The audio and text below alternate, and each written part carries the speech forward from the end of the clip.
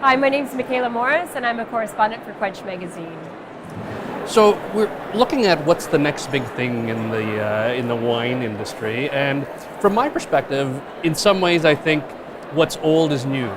I look at countries like Italy, and there's been this renewed interest, it seems, in native grape varieties.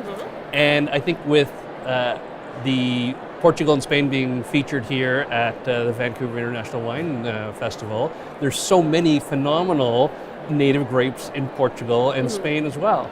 And I think the public has a renewed interest, or even an interest in learning about these native grape varieties. And I think the industry, whether it's restaurateurs or retailers, are really looking, because there's this sense that we really want to have wines that express the place. And what better way to express the place than to have wines made from these native grapes? Yeah. So what do you look at and see as the next big thing? Well, I would agree with you, what you're saying about the native grapes for sure. And it was just interesting, I had a conversation with Alessandro at Rocca di Annunziata, and we were talking just about Nebbiolo. And Nebbiolo is a better known grape in Italy, but most people know Barolo and Barbaresco. And what he was talking about is how recently he's seen this really big demand for just Langhe Nebbiolo. So people are actually looking at the grape and not just the region. And I think that's really interesting. And I also think it speaks to perhaps where people are at in terms of their spending, where they can't afford a Barolo or Barbaresco, but they're looking for something that still has somewhat of an inkling of flavor and dimension of Barolo or Barbaresco, but maybe an affordable price, a more affordable price point. So I think certainly that's one thing for sure. I do think that there is that swing towards a lighter style of red, and I also think that some of those native grape varieties that you see from Italy, like Pella Verga, for example, or even something like Mencia from Spain, that, well, I wouldn't call Mencia necessarily a light wine, but there's like this freshness to it, this brightness. It's not really a rich, heavy wine. And I think that people are definitely going in that direction as well. Or maybe it's my hope. The other thing that I also am quite interested in, and we're seeing it in the tasting room here today, is a premiumization that's occurring with sherry, for example. We're seeing it with cava. You're even seeing it with Prosecco in Italy.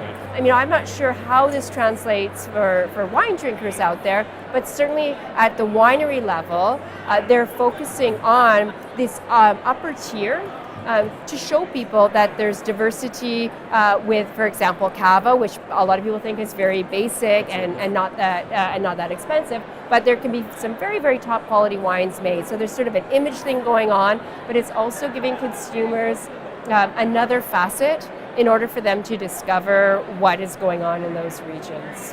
So lots going on. Sorry, I've given you lots to talk about. So you've been involved in the Vancouver wine scene for a number of years. Do you see industry leading consumer, or do you see, because there's a consumer that travels a tremendous amount and has become more and more educated and knowledgeable, do you see a little bit of consumer leading industry as well? You know, I think there is a little bit of both for sure, but I think that most importantly, what we need to realize is that the consumer is not stupid, and the consumer has a palate, and the consumer will make a choice. And I think because now there's such diversity, even with, let's say, wine critics, there's not just one person who's dictating what we should all be drinking.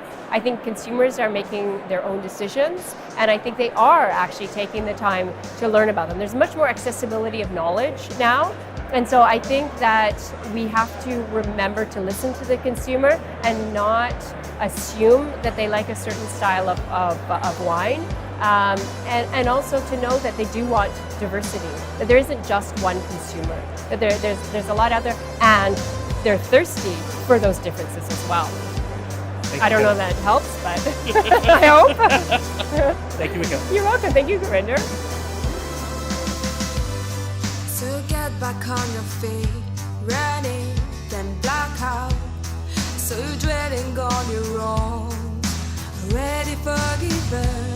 Is there a point in carrying this burden?